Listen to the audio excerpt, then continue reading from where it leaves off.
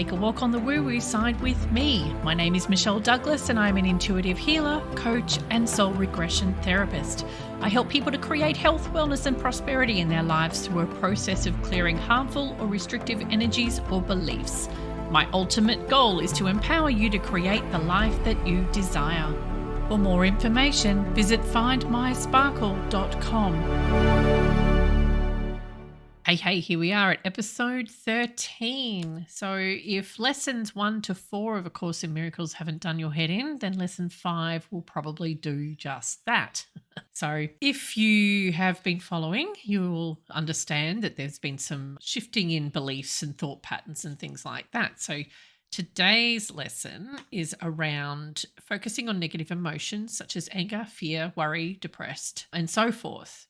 So the message from this lesson, and I can again thank Pam Grout for this, is that life itself is never painful, but rather it's a mirror of your beliefs. So you may think you're upset about that mean boss, your broken down car, or the fact that the dude that you thought was your Mr. Right has just announced that he's opting out of the relationship, but instead it's totally about what's going on inside you.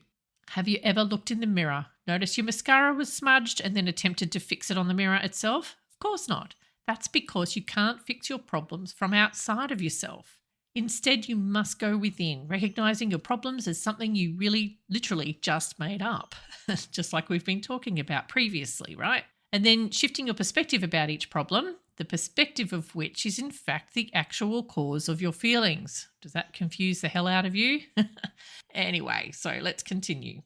So A Course in Miracles gives us some examples of how we can apply today's lesson.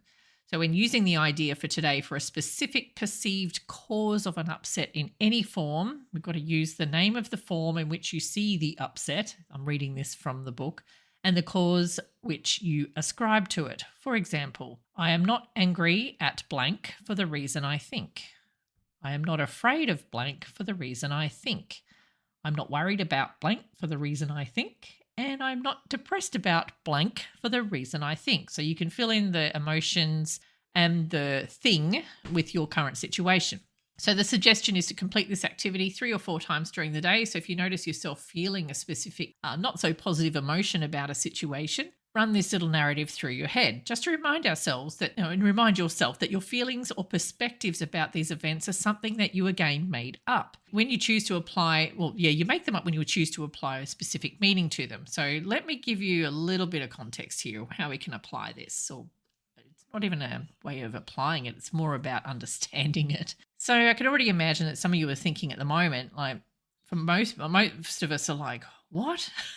What is she going on about? What's she on? This way of thinking is completely foreign to most of us and has been forever. We've been reacting to situations or events as they occur. So no thought has ever been made to what's going on inside of us before these events even occurred in the first place.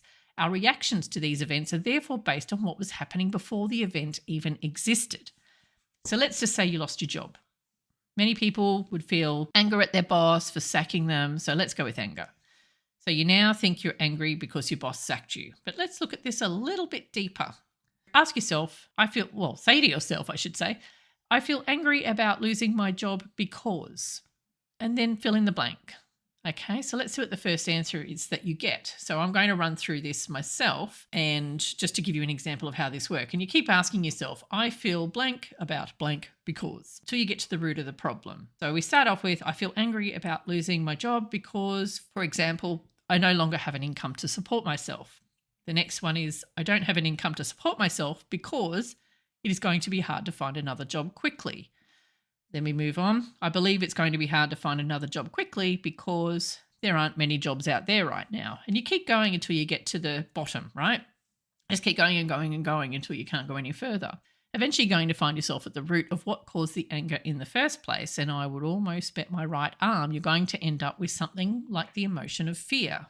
So there'll be a fear of not being able to support yourself or something along those lines. So once you've tapped into what this is really about, then you know what you're dealing with. And what's interesting about this exercise is that it can likely, take you back to one of the earlier lessons, such as lesson 4, for example, is my thought that I'll never find a job doesn't mean anything.